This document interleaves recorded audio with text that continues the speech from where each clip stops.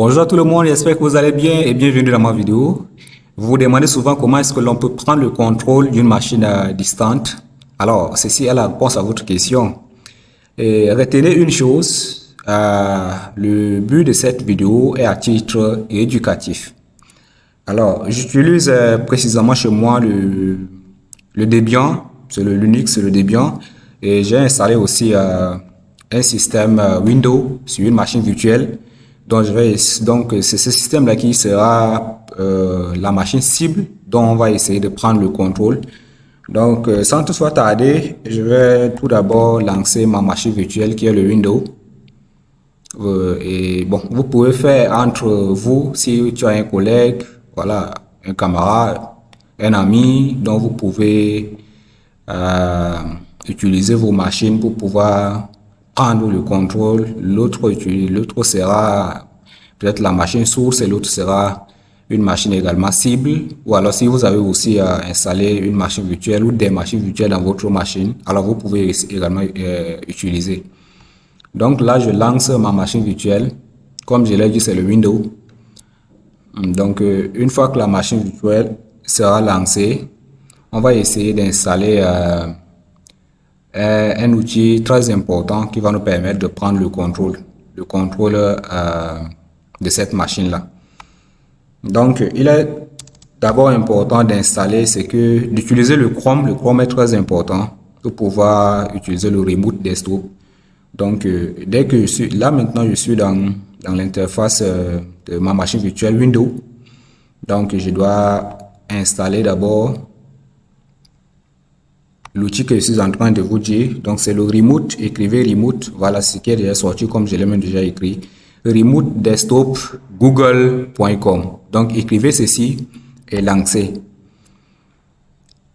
Alors, dès que vous lancez, vous constatez ici, on vous dit share this screen or connect to another computer. Donc, nous avons deux possibilités. Si par exemple, nous on cherche à partager plutôt notre écran, là on doit faire ceci.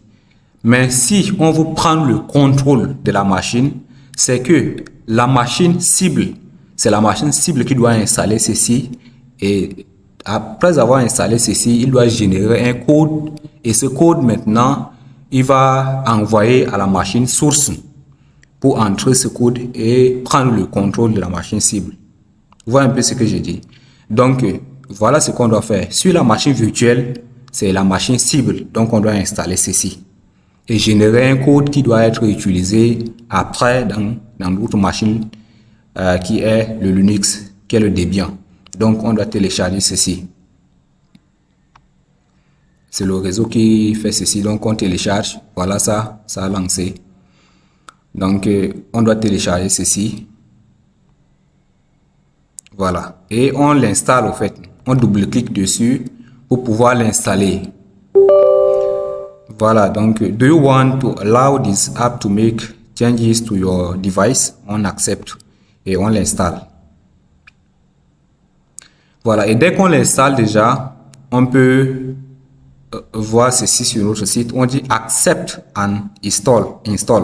Alors, on accepte et on installe. Voilà. Alors, dès que c'est bon, vous voyez qu'il y a un changement. On dit générer un code, generate code. Donc, on doit générer maintenant le code là en partant là. On clique là pour générer le code.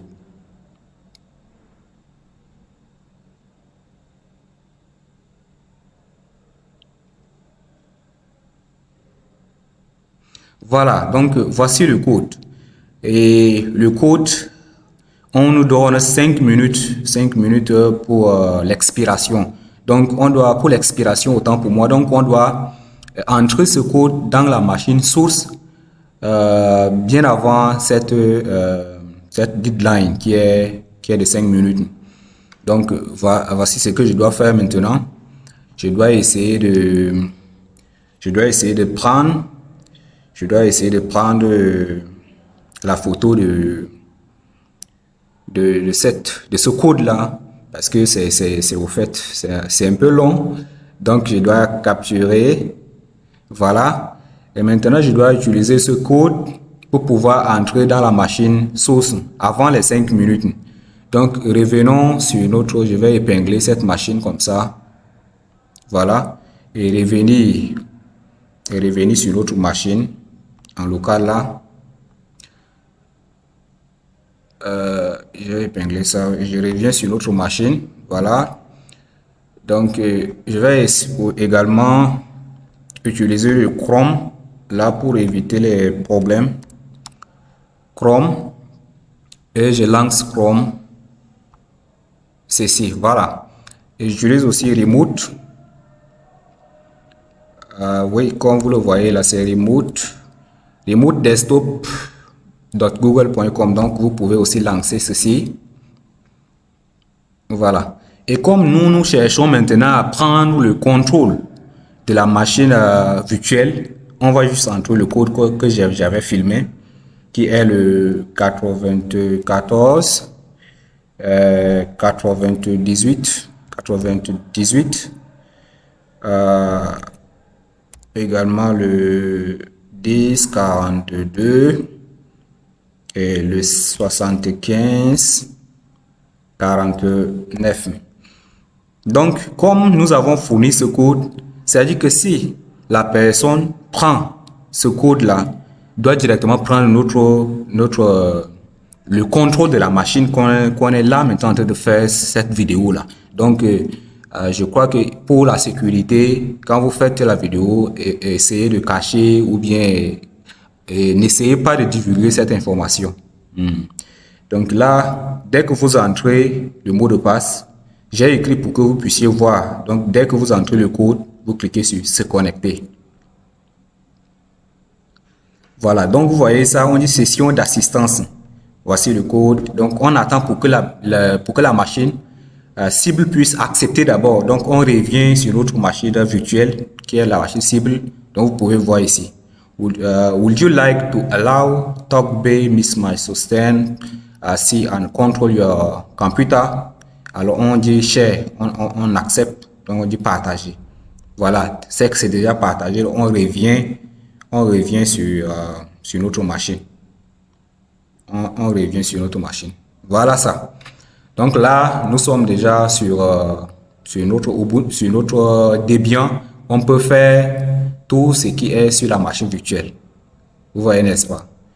Donc, on peut également manipuler la machine, ouvrir les fichiers. Voilà ça. Venir sur Network. Voilà, vérifier les choses.